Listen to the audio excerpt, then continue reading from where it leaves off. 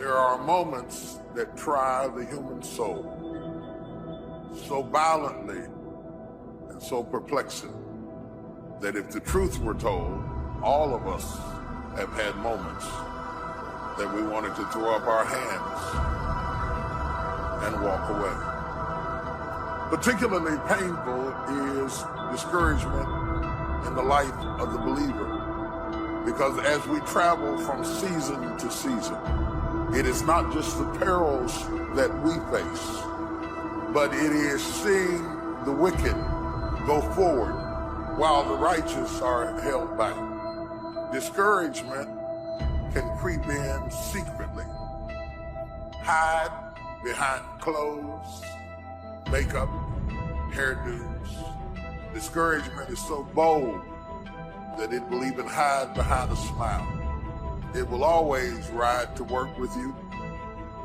And if it doesn't catch a ride going to work, it'll catch a ride on the way back home. Discouragement will go into a tent. It will walk right into a Section 8 neighborhood. But don't think that it stops. Discouragement will walk right into a middle-class house.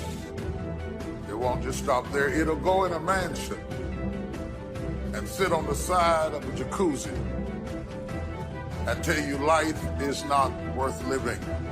If you listen at discouragement, it will cause you to make bad decisions.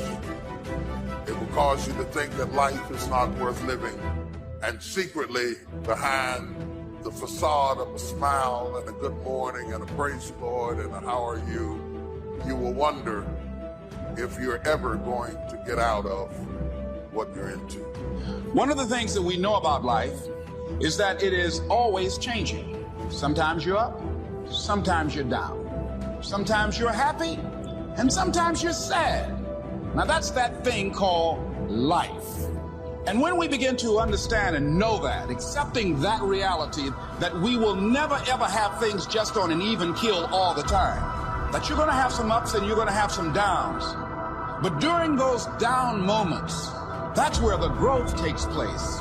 That's where the work is. Anybody can feel good when they have their health, their bills are paid, they have happy relationships, the children are acting normal, business is successful.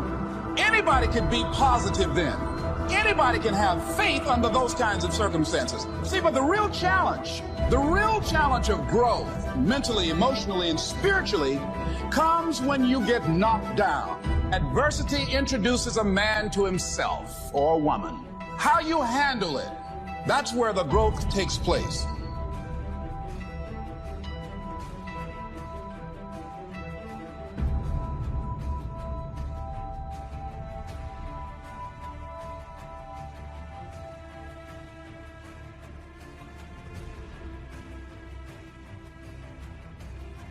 The biggest poison in us is regret. Bad decisions, hasty decisions, too fast, and affects the next 20 years of your life because you made the wrong decision. What makes us make these fast decisions? Fear? Let the fear of regret fuel you to take action today, now. Hurt people will go above and beyond to hurt people. Insecure people will go out of their way to create insecurities. Dysfunctional people will take a peaceful, happy, and beautiful situation and figure out a way to create dysfunction where there is none. What we should do when somebody does us wrong, forgive them and let it drop. Leave it and let it go. Be the best. Lifelong personal development requires tremendous dedication, discipline, and willpower. It is often the case that we know what we need to do, but we lack the courage to take the risks. Instead, we make excuses for inaction. When people can walk away from you, let them walk. When people can walk away from you, let them walk. The great thing about excuses is that no matter what happens, excuses are always there waiting to be used. But the downside of excuses is that nobody really believes them. If you make excuses, they're going to know it and they're going to think less of you. But if you refuse to rely on excuses, people are going to know that too, and they'll admire you for it. Maybe somebody's talking about you, trying to make you look bad. You could easily be upset, offended, try to pay them back. Why don't you try a different approach? Drop it, leave it, and let it go. You need large amounts of self-discipline to deal courageously with all the fear-inducing events of your life. Courage is rightly considered the foremost of the virtues, for upon it all others depend. Often, fear is necessary to preserve life, prevent injury, and guard against financial mistakes. I don't want you to try to talk another person into staying with you, loving you, calling you, caring about you, coming to see you, staying attached to you. I mean, hang up the phone. When people can walk away from you, let them walk. If you ask people what they regret, especially as they get older, what they generally report is things not done. So they don't regret so much mistakes they've made, although of course people obviously regret mistakes they've made as well. So they don't exactly regret sins of commission, right? Errors that they've actively made. They torment themselves for opportunities that had presented themselves that they did not, let's say, exploit or engage in.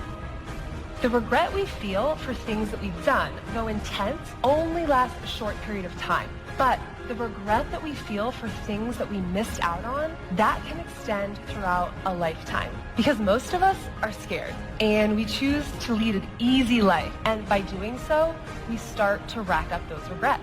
But there is a solution. You have to be willing to be bold. You have a great life in front of you, but your great life is in front of you. It's not behind you.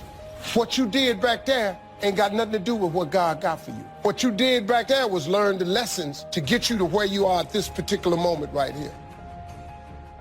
Bad decisions, hasty decisions, too fast, and affects the next 20 years of your life because you made the wrong decision. If you'd have just waited, got all your information together, settled yourself, you'd have been better. What makes us make these fast decisions? Fear? It takes discipline to face your fears so you can conquer them. And that's what discipline is. Discipline means taking the hard road, the uphill road, to do what's right. And regret, in and of itself, it's worthless. So, learn and move on. The ability to learn to say no and not to feel guilty about it, to me, is about the greatest success I have achieved. It's all a part of a process for growing for me. To me, to have the kind of internal strength and internal courage it takes to say, no, I will not let you treat me this way, is what success is all about. I will not be treated this way. I demand only the best for myself. As you might imagine, I don't think we should spend a lot of time regretting the choices we've made in the past. To spend time brooding over how things went, that's an illusion. What you're doing is suffering pointlessly in the present under the shadow of certain memories. You're telling yourself a story about something that might have been over and over again. How long do you want to do that for? And sometimes life is going to knock you down. But because you have been knocked down don't mean that you are finished. No. You got some reasons. It might be your own sense of pride and determination in the kind of life that you want to create. There are people in their 30s and 40s who are still acting like adolescents. And there are even people in their 40s and 50s who are still acting like babies as far as their attitude toward responsibility is concerned. But the large number of people who shirk responsibility can also provide opportunities for you if you are determined to be different. If you decide to be one of the few who embraces responsibility, you can lead, and you will deserve to lead. Churchill said responsibility is the price of greatness. And in my opinion, it's really a rather small price to pay. It means, first of all, that you accept the consequences of your actions. Responsibility means you look to yourself as the source of everything that happens to you. It means that you assume command, regardless of the hardships you may have undergone early in life, or the dozens of people who may have failed to understand you. I'm saying that regardless of the presence of those negative influences in your life, the best thing you can do, the strongest thing, the most empowering thing, and ultimately the wisest thing, is to accept responsibility for your own destiny plain and simple. If you have enough reasons, you can do the most incredible things. Here's what you might be lacking: a long enough list of reasons. Reasons that drive you, reasons that get you up a little extra early, reasons that keep you up a little extra late. That's what makes the difference. You should always make decisions with your heart and soul. You can use your brain for math, but when it comes to the actual feel of the decision, you always want to go inward and check it against your heart and soul. Here's the simple test. Does the decision that you're about to make expand you, expand your future, or expand the possibilities of your life? If the answer is yes, then the decision is yes, no matter how terrifying it is. Other than death, all failure is psychological. Other than death, all failure is psychological. It does not mean that you won't lose some battles, because you will. We all will. But it does mean that as long as you don't surrender, as long as you don't quit, then you haven't failed. Here are some action exercises that you can do. Make a decision today to invest in yourself and getting better, as if your future depends on it, because it does. Identify the most important skills you have that determine the quality and quantity of results you get at your work, and make a plan to get better in each one. Set excellent performance in your work as a goal, and then determine exactly what you will need to do every day to join the top 20% or better in your field. I fought a good fight. I fought for my kids, and I fought for what was right, and I fought for my good health, and I fought for a good career that would bless my family. I fought a good fight. The encroachment. Opposites are in conflict, and we're in the middle. And if you want something valuable, you got to fight for it. You have comeback power when something happens to you. Don't buy into what has happened to you. Buy into, I'm getting up out of here. I'm going to change this situation. This does not work for me, and I don't have the luxury of being depressed. I need to clear my head. Yes, we can see avoidance of responsibility all the time in both our personal and professional lives. We can see that most people aren't as successful as they wish they were. Do you see there's a connection between these two very common phenomena? I hope you'll understand that it's in your best interests to take responsibility for everything you do. But that's only the beginning. I'm also going to suggest that many times it's even best to accept responsibility for the mistakes of others, especially when you're in a managerial or leadership role. What do you do when you tried and failed and you want to quit and you want to give up? Sometimes you can be blessed and be unhappy, because even though things are going right, they're not going according to what you had believed and expected, and you know that something is missing out of your life.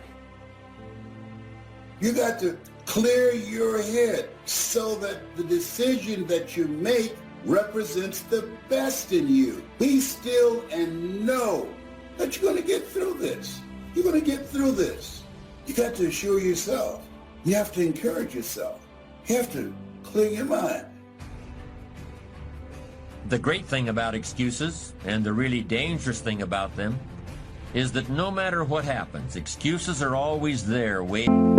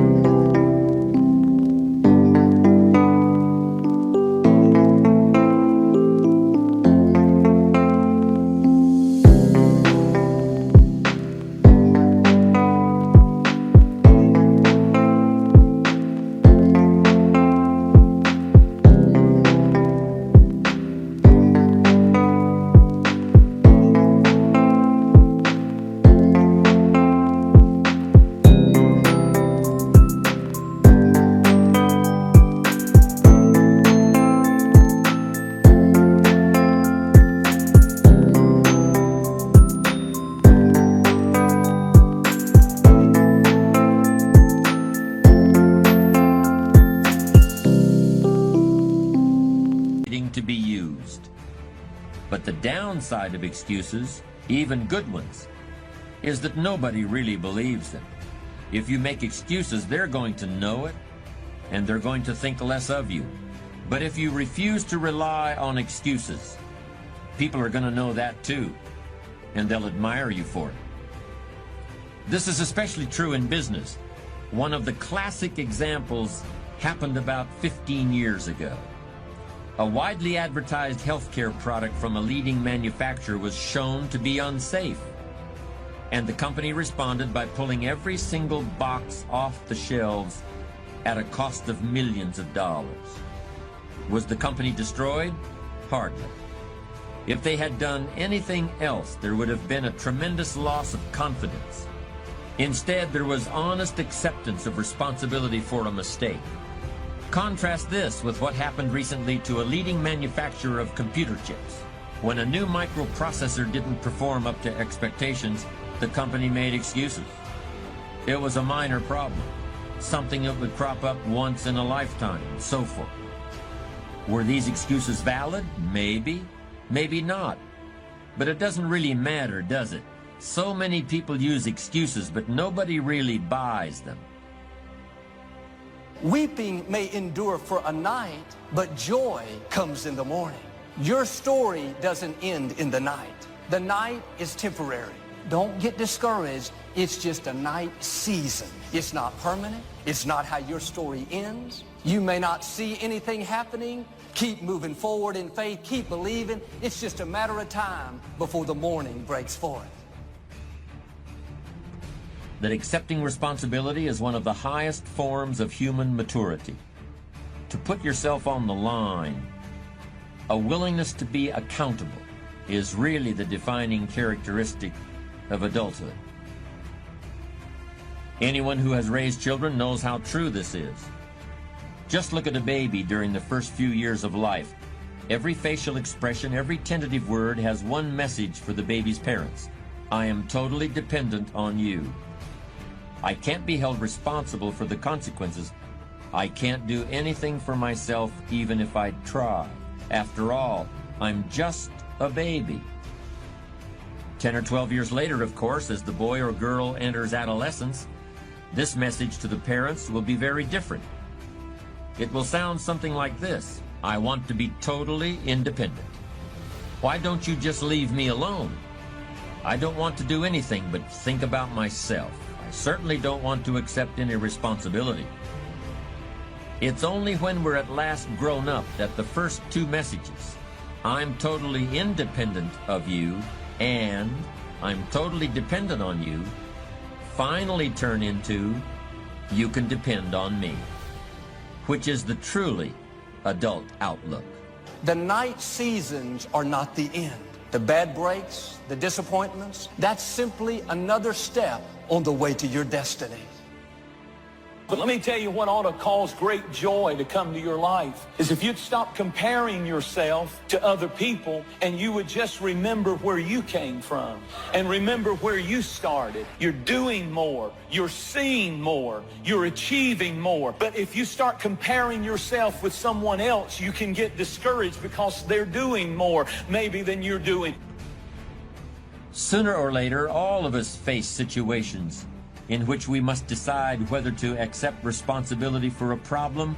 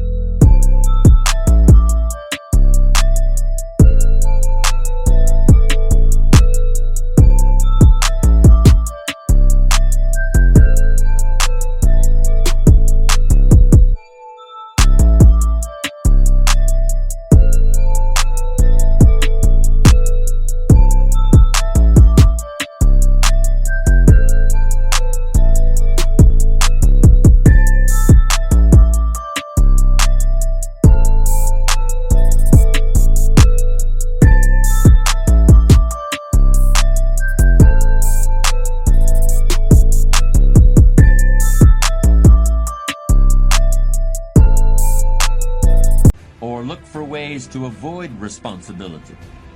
let's look at the various options and decisions that are now open to you. First, there's the role played by intention. In other words, was the outcome of your action what you intended it to be? And if it was not, should you still accept responsibility for that outcome?